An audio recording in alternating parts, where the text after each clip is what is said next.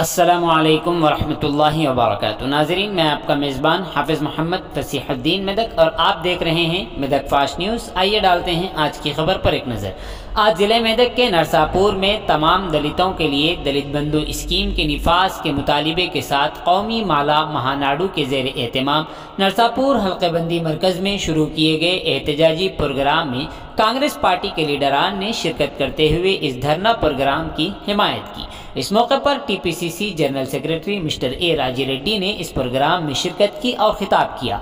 उन्होंने अपने खिताब में कहा कि तेलंगाना हुकूमत से आवाम पूरी तरह बेजार हो चुकी है और आम इंतखाबात में आवाम ज़रूर बीआरएस पार्टी को सबक सिखाएगी। आज हुकूमत से हमारा मुतालिबा है कि तमाम दलितों के लिए दलित बंधु स्कीम का आगाज़ किया जाए। इस मौके पर नेशनल माला महानाडू जिला सदर संजीव यूथ सदर मिस्टर टी नरेश, कौड़ीपल्ली मंडल कांग्रेस के सदर श्रीनिवास राव, पीसी सेल अक़लियती मिस्टर हकीम के अलावा दीगर लोग शरीक रहे। आइए इस सिलसिले में एक तफसीली रिपोर्ट आप हजरात के पेश खिदमत।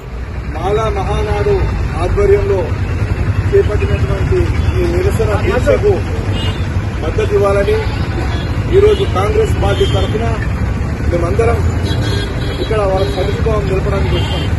ఒక మంచి కార్యక్రమాన్ని మాలా మహానాడు చేపట్టింది। ఈరోజు ఈ బీఆర్ఎస్ ప్రభుత్వం ఎన్నికల హడావిడిలో హుజూరాబాద్ ఎలక్షన్లను దృష్టిలో పెట్టుకుని ఎన్నికల్లో దళితుల ఓట్లను చాటున లబ్ధి పొందాలని ఒక దళిత బంధు పథకం తీసుకొచ్చింది। మీకు అందరికీ తెలుసు, ఆ పథకం తీసుకొచ్చిందంటే ఇది కేవలం ఎన్నికల దృష్టిలో పెట్టుకొని వచ్చిన పథకం అని అందరికీ తెలుసు।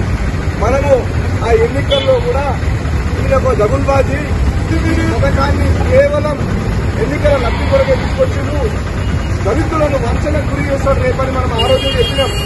కానీ ఆ రోజు మన మాట వినలే పబ్లిక్, ఆయన ఓడిపోయిండు।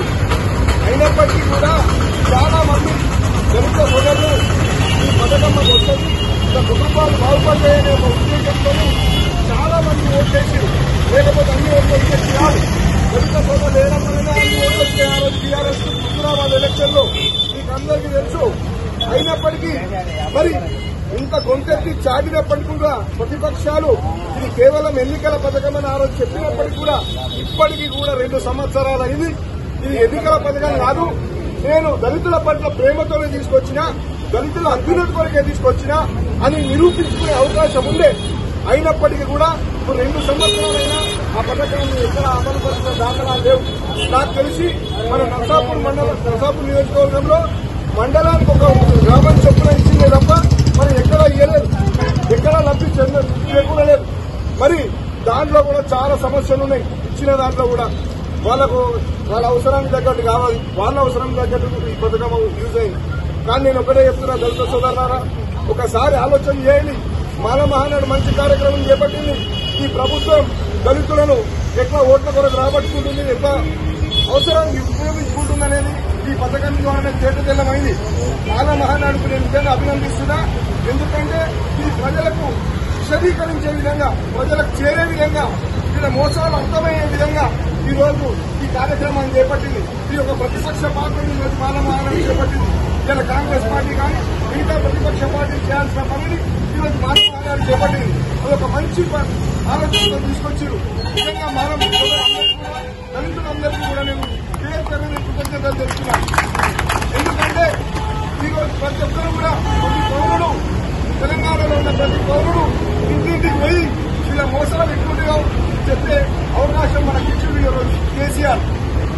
కాబట్టి మీకు గతంలో కూడా దళితుల పట్ల ప్రేమ చూపించింది కాంగ్రెస్ పార్టీ।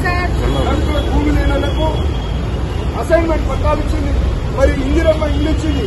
కాబట్టి రేపటి నాడు కూడా ఈ పథకాన్ని ఇంటింటికి పోయి ఈ ప్రతి నియోజకవర్గంలోని ప్రతి దళితుడి ఇంటికి ఈ పథకం చేకూర్చే విధంగా ఒత్తిడి తీసుకొచ్చే కార్యక్రమాన్ని మాలా మహానాడుతో పాటు కాంగ్రెస్ పార్టీ చేపట్టాలని వాళ్ళ సోదరులందరికీ చెప్పబడుతున్నారు। నమస్కారం।